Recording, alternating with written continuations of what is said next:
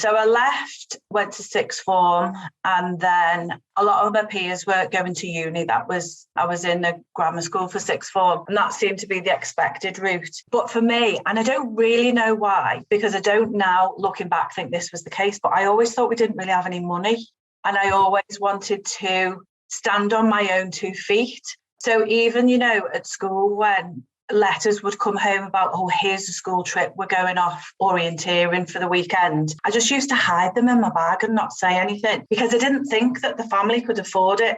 I don't know why really, but anyway, so that kind of still stuck with me. So when I'd finished my A-levels, I just wanted to get working to earn my own money really, and to stand on my own 2 feet. So somehow fell into the corporate world and worked for a bank for a while, which was never for me. Then I did a computer programming. From Coordinate Sports, it's The Drive Phase, a show about sports founders, leaders, and experts, and the stories behind their business journeys. Our guest this episode is Nicky Adams, founder and director of Full of Beans Fitness. Following extensive career experience as an events manager at Sony Playstation and Psygnosis, Nicky took her experience of business, marketing, and promotion to launch Full of Beans, with a commitment to creating fun and engaging children's activity programs. Enjoy the show.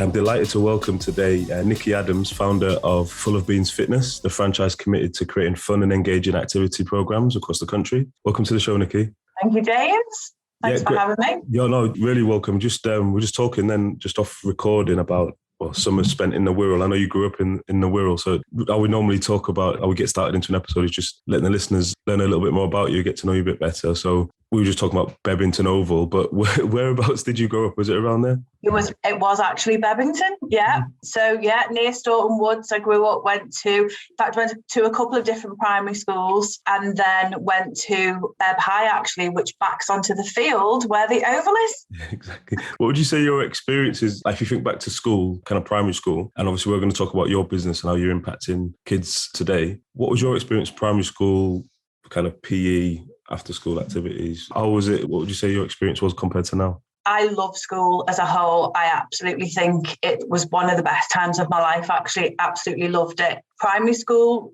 sport was a little bit lacking, to be honest, when I was there. My class teacher, obviously everyone knows primary school teachers have to be the jack of all trades and teach everything. So it's look at the draw, innit? I suppose back then it was kind of, if your primary school teacher was sporty. Exactly, yeah. And hence why, we do what we do as well. But I was really lucky. My class teacher had a real passion for sport. So he was a great PE teacher, but he also was the only one that I remember anyway, because it's going back a few years, just a few, that he ran an amazing after-school class, and it was gymnastics. And actually, when I think back now, it wasn't just you're going to do forward rolls and learn shapes. He was actually teaching us to do backflips. Oh, wow. I know. Who knew any teacher in primary school would do that? But for me, that was like super, super exciting. I don't remember much else in terms of sport that was pushed in primary school, really, other than the sports days. I'll never forget the sports days because I'm super competitive. But no, that's the thing, those memories that you do, it's surprising. Like, that's what you kind of carry with you afterwards, those first impressions of sport, and we switched you onto it. And so following on from kind of primary school, secondary, was there any other, would you say you were kind of, I guess, a sporty person, sporty family? And is that, I guess, I know we're going to talk about your earlier career, but is that why you kind of found yourself back leading a sports business now? I don't think it is really, but secondary school, probably the biggest influence that I had in secondary school was the drama teacher. And I think it's the passion that comes from a teacher that definitely can shape the path that you take. But I was already doing dance, all different types of dance in a local dance school in Bebington from when I was 3, actually, all the way up to when I was I'd probably say about 17, when other things kind of took over really. But yeah, so I danced all my life and I used to do show work and also gradings and stuff. And that was my biggest passion. So in secondary school, the drama teacher that in fact had 2 drama teachers, they were amazing. So we actually used to enter competitions and stuff through school, which was a little bit unheard of. And I remember once the drama teacher took us to a canal somewhere, and we had all my nan's scarves tied around my waist, and we were waving to the barges going past, dancing to Octopus's Garden. So she didn't just do the normal stuff. She was a little bit out there, and you know what? We loved her for that. Yeah, it must have been inspirational at that time. So when you got to, I guess when you get to 17, leaving school and stuff, was it on the cards a kind of like a career in performing arts, or was it like very much academics? No, it wasn't, I think it was just something that I was very passionate about. I really enjoyed it. I found myself quite naturally sporty, really. My biological dad was actually an ex-footballer. Not that, he was in my life that much, so maybe that's where the genes come from a little bit. But I always found myself being entered in for sprinting was my thing. Loved netball, so would always be in the netball competitions in the netball team, and sprinting was always my thing, like 100 meters and stuff. And then remember at high school, once out the blue, they said, oh, we've got to enter this hurdle competition, so you're going to do it with a couple of other people. I'd never jumped a hurdle in my life, so I think the lunchtime before the competition, they put a few hurdles out on the field, and I just that was my practice. And then we were sent down to the oval track where, you mentioned you spent some time, and had to race against other kids that had, the proper shoes with the spikes on, which I didn't even know what they were. It was never necessarily something that I saw as a career, but something that I always naturally enjoyed it, got a lot from. So I guess we're leaving school then. What was the kind of next steps? I know you're probably going to talk about, I know you was at Sony for a while and things like that in that career. So how did that kind of part of your life transition into like your working? All of it by accident, really. So I left, went to sixth form, and then a lot of my peers were going to uni. I was in a grammar school for sixth form, and that seemed to be the expected route. But for me, and I don't really know why, because I don't now, looking back, think this was the case, but I always thought we didn't really have any money, and I always wanted to stand on my own 2 feet. So even, at school, when letters would come home about, oh, here's a school trip, we're going off orienteering for the weekend, I just used to hide them in my bag and not say anything, because I didn't think that the family could afford it.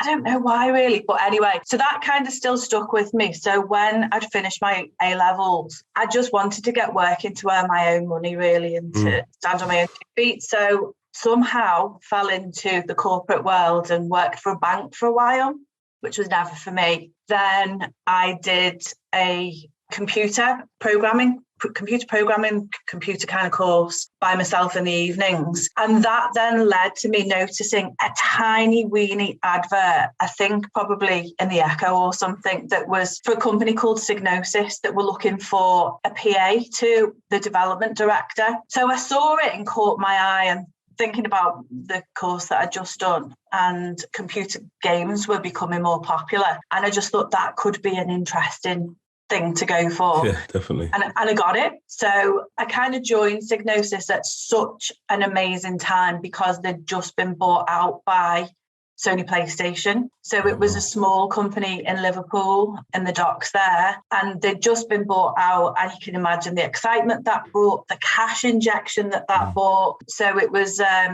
So were they a games developer at that time? What was their so I don't know whether you're a lot younger than me, James, but do you remember the game Lemmings at all? Yeah, definitely. I know Lemmings. So yeah, where we played it on the maybe on the play. What was it? Commodore 64, wasn't it? Back then, exactly. Play that first. So there was lots of really popular titles that they were responsible for, and then going towards the other extreme with the likes of Wipeout, which was a lot more. That was on the PlayStation, which was a lot more kind of trendy. Yeah, I remember that. So yeah, they were a games developer.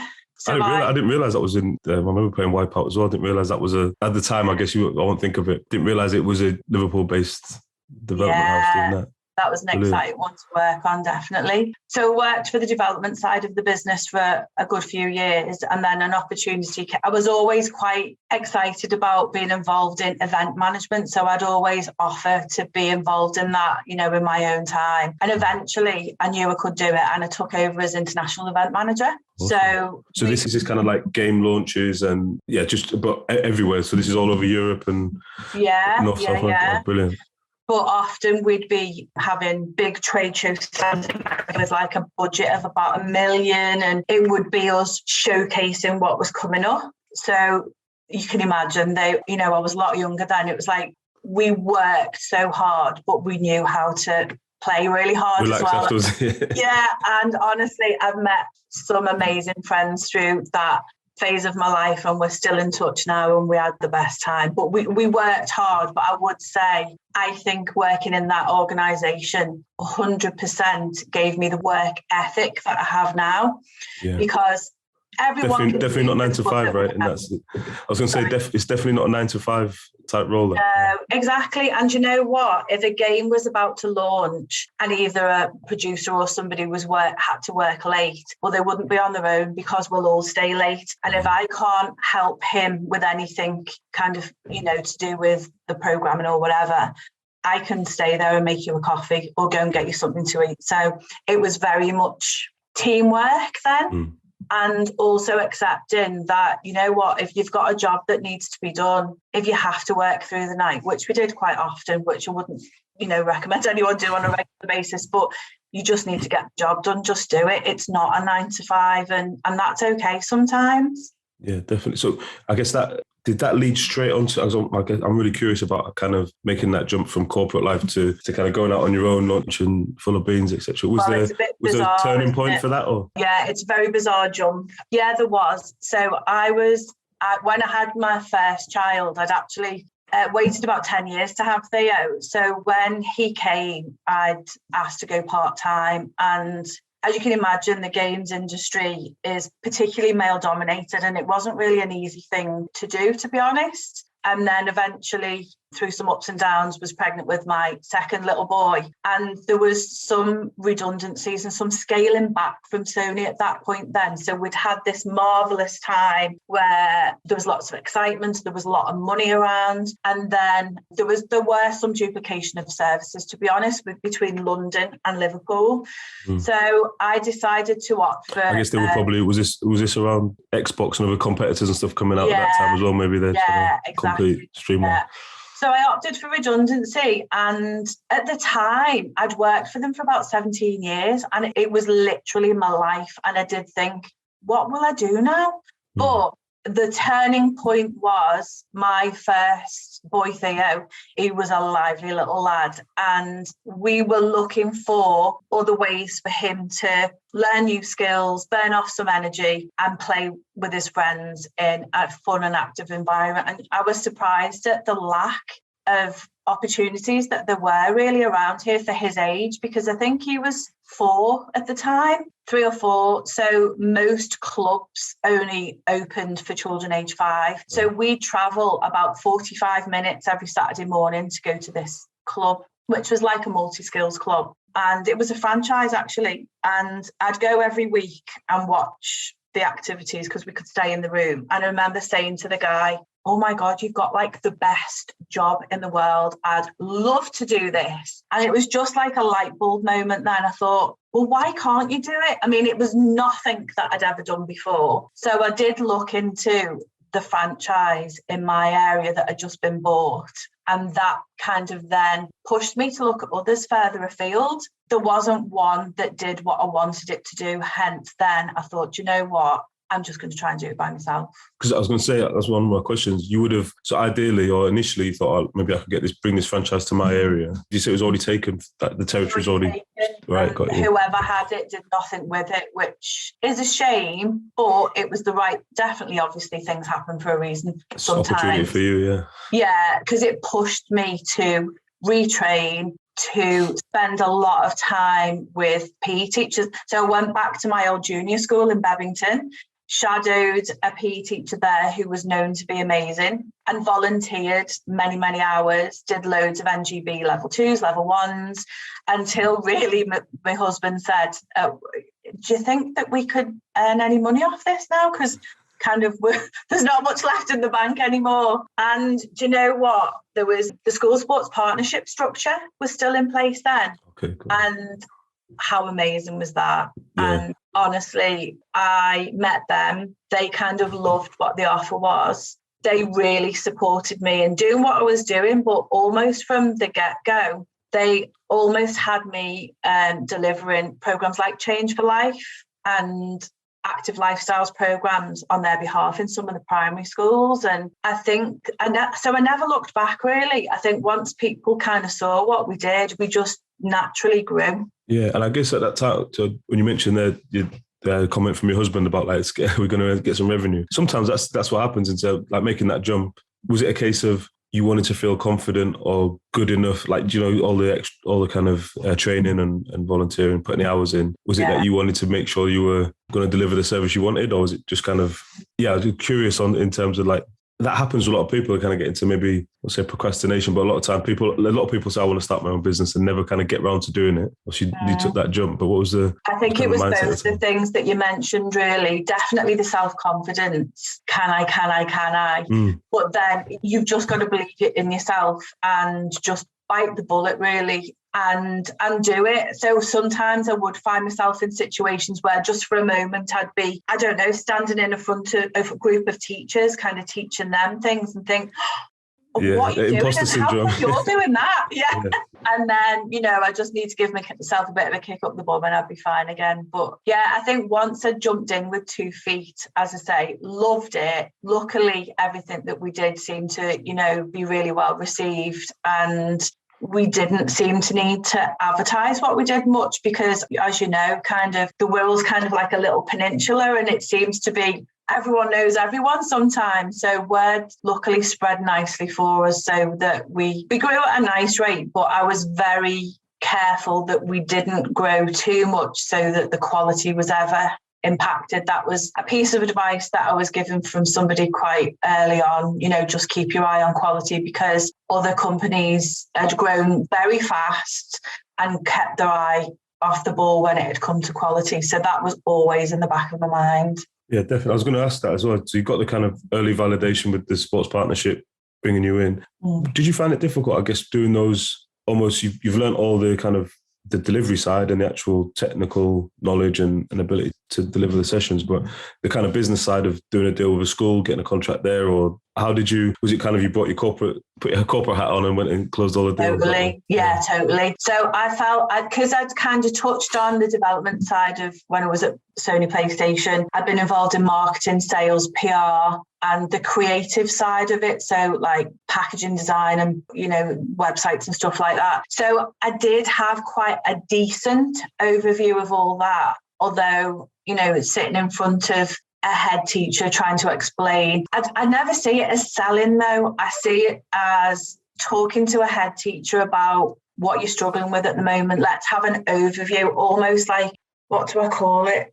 I can't think. Is it kind of like, I guess, solution selling or consulting? You might be. Yeah, it's just like, tell me what you've got so I get a good idea of what it looks like. Let's have a think of, is your offering to all children across the whole school for after school, before schools? What does your active playground look like? And active playground, you'd be surprised how many schools currently are struggling with playgrounds in general and younger children in particular not really knowing how to play since COVID. So yeah, just getting an overview just to see where they're struggling, and then if I think that we can help them with any of those areas, it's just then explaining how we feel that we can help. So I never really see it as selling as such. It's just, can we help you solve a problem, or can we help you improve on where you are at the moment? And then I guess in terms of the offer as it was then, a lot of people, when they first start out, you're kind of trying to shape that offer out. So it's like opportunities come up and someone asks you to do something. You got to decide what to take on and what not to. Or did you have like a clear, this is what I want to deliver, these are my kind of packages and what I provide? I guess what it was like then versus now, how has that changed a lot? Yeah, so it has changed a lot and it's evolved. And I think I think that's really important, actually. When I first started, my focus was health-related fitness. That was the qualification that I'd kind of put more time into. And then it kind of evolved from that into other sports perhaps that I couldn't deliver. So I brought in other specialists. And then we grew to bring in PE specialists who then would do some curriculum work. And then I'd guess more recently, in the last probably 2 or 3 years, I've kind of seen one of my children struggling a little bit with not mental health, but confidence and things like that, And that kind of coupled with what I was actually seeing with my own eyes in schools made me think, you know what, we need to look at the holistic child here. And yes, we're getting them active, and we know that activity can help with self-confidence and things like that. But there's more of a problem going on. So now we do offer, which we didn't do then, self-development and wellbeing programs with that in mind. And I think that's really important. And the work that we do with those is definitely to help children understand, or to help children fall in love with moving their bodies, but understand the link between physical activity and mental health. Yeah, it definitely makes you feel better. Yeah, how's that been received by the schools then, in terms of those my initial comment when you said health-related exercise or fitness? To me, that's always been the kind of, it's like a societal issue, and of course, society, kids need to move more. We've got obesity issues and things like that in the country. I'm guessing back then that might have been quite a hard sell to the schools. Obviously, or a teacher might have a set agenda they need to follow for Ofsted or whatever. Obviously, everyone's got a job to do and things to focus on.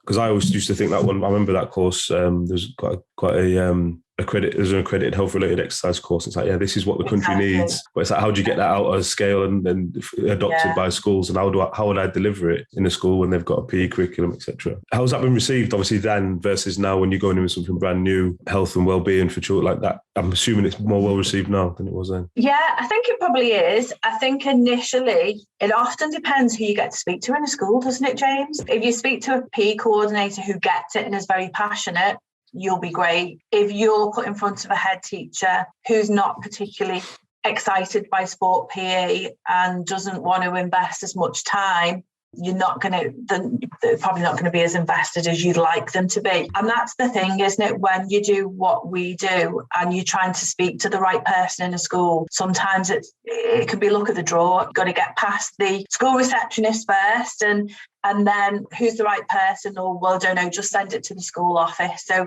that's a bit of a barrier in the first place. But I think at the time when we launched, the Change for Life programme had just kind of come out, and there's Change for Life programme posters and stuff everywhere. So it was just being thought about then, really. But now, particularly since the pandemic, it's definitely more of a priority than it was then. So it's definitely being more, what we do is being more well received. But we've been lucky in that I think most of the schools and partners that we work with have got it from the very beginning, understood the mission and been on board with us, really, about it's not just about being physically active, it's how we're going to support children as a whole.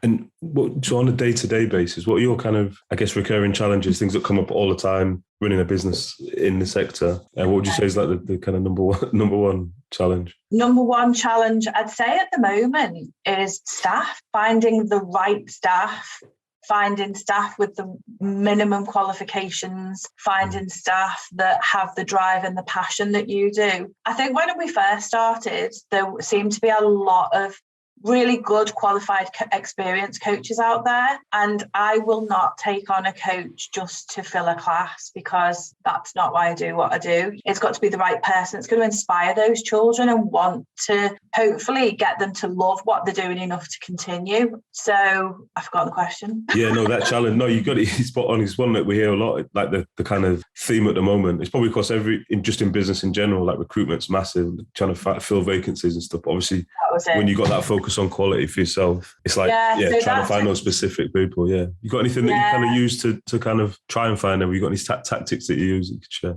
Over the years, I have always preferred personal recommendations, to be honest. So, and that's often how we find our fab staff, is through recommendations and over the years, I've obviously met a network of people, and I'll actually still go back to my phone and ask people that I worked with when I very first set up, don't happen to know somebody that would do X, Y, Z.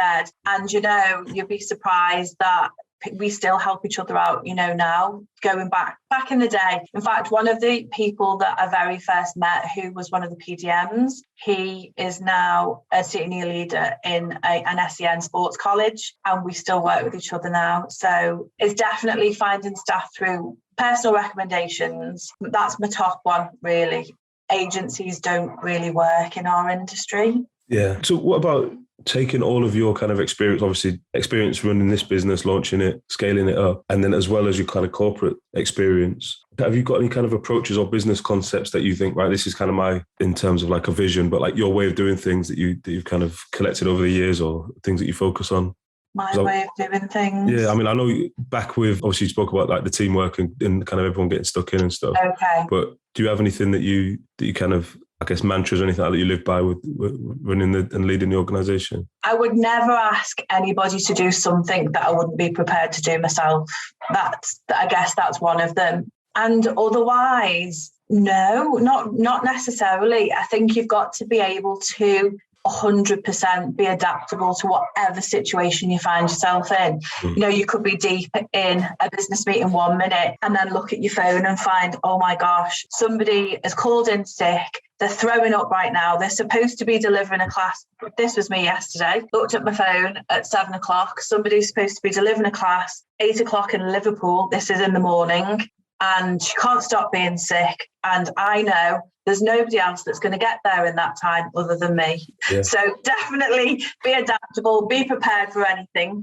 The other thing I guess I'd say is, and this isn't so much as a mantra, but maybe looking back a little bit, is enjoy every moment a little bit more. I think you can get very much caught up with the day-to-day and what's now and what's next. And I'd say, celebrate your wins a little bit and enjoy each moment. Yeah, because people, sometimes you just focus on getting to that next milestone and then you get there, it's just onto the next one rather than reflecting. Yeah, I think so, particularly when it's your business and you're so determined for it to do well. And we want to be busy because we want to support more children. So I'm almost creating more busyness because I want full of beans to be UK-wide, because that means we're supporting more children essentially. So, I might have something that comes in that's great news and I'll go, oh, that's amazing. Okay, well, what next to get us to that next level? We'll really take a breath and celebrate that great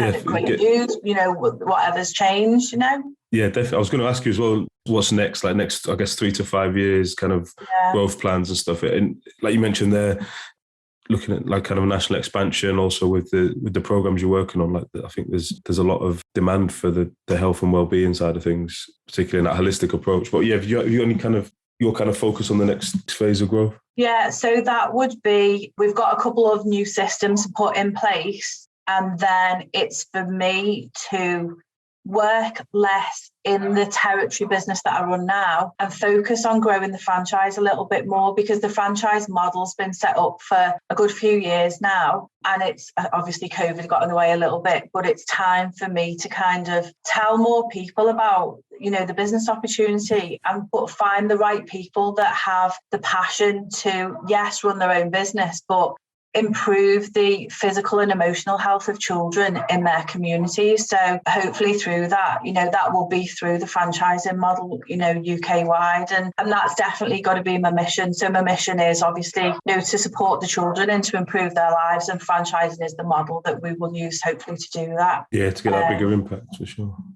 We spoke about it earlier on, but do you have any kind of routines and habits that you kind of do every day just to kind of get your mind right and get the right mindset, de-stress, decompress, things like that? Yeah. So, I think, so I'm not as young as you, James. So I think you get to an age sometimes where honestly, I'm so grateful as soon as I open my eyes. I open my eyes and I'm like, yay, I'm here for another day. And that might seem crazy, but I just, there's people my age that aren't here anymore. And I just think every day that I'm here, I'm grateful for. So first thing in the morning, I'll be like so grateful, and then maybe run through the things that I'm grateful for in my mind, or I do have a journal that I write in. Depending on the agenda for the day, I do like to do some exercise in the morning. I used to, before COVID, go to spin classes on a regular basis, but because I couldn't do that, I've actually, in my office, you can see, I bought a bike. I wanted a Peloton really, but they're ridiculously expensive. So if you didn't know, you can have a cheaper spin bike, but get the Peloton app. Right. And you can do Peloton classes on a normal bike. But not only do Peloton do spin, they have a variety of loads of classes. So if I don't feel like spinning one day, if I don't feel like spinning one morning, I can do yoga or just kind of, general stretching and movement and stuff. I'm trying meditation at the moment. I'm not very good at it. But I think because I'm not very good at it, the same with yoga when I started with yoga, is more reason to stick at it because I would benefit from it. So I'd say that was probably. No, that's a good.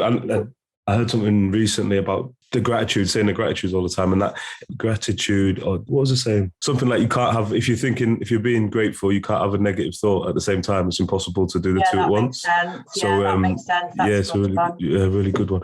But last question for me is always like a reflective one we ask everyone is kind of, if you could go back to speak to your younger self, like maybe when you're leaving school or starting out in your career, what would you go back? What one piece of advice would you go back and give your like young Nicky leaving school? Oh, I think it would be enjoy every moment a little bit more. Don't get too bogged down with business. Enjoy it as on a day-to-day basis. And on a personal note, as a woman in business, maybe, I would say fill your cup up more, love yourself more, fill your cup up more, and then you can help others. And I was guilty of perhaps not doing that in my house. I was underneath the hamster for many years in terms of priority. And I look back now and think, why did you feel guilty putting your kids in crash when you went to the gym? You didn't do it. Do you know what? That half an hour, 45 minutes wouldn't have made any difference, but it would have made me feel a million times better. So think about yourself, a little bit more sometimes. And as I say, as a mum, I didn't do that as much as I look back and think I should. But yeah, enjoy every day. Think about the good things that happened every day and celebrate your wins as well. Yeah, I love that. That's self-care. Like if you can be your best self, then you can be the best mum or best business owner, best CEO. Exactly. So, no, I love that. Nicky, thanks so much for your time. I really appreciate it. Appreciate you giving it up. Brilliant. Thank you, James. Thank you for listening to this week's show. You can subscribe anywhere you get your podcasts. If you'd like to get in touch with us, you can write to us at dryphase.podcast@coordinate.cloud, tweet us at coordinatesport, or follow us on Instagram at coordinate_sports. or on my account at James_Ventures. This episode was produced by Nancy Kwamboka, with support from Claire Goodchild and Lola Small, with special thanks to Rochelle. I'm James Moore, and you've been listening to The Drive Phase from Coordinate Sport.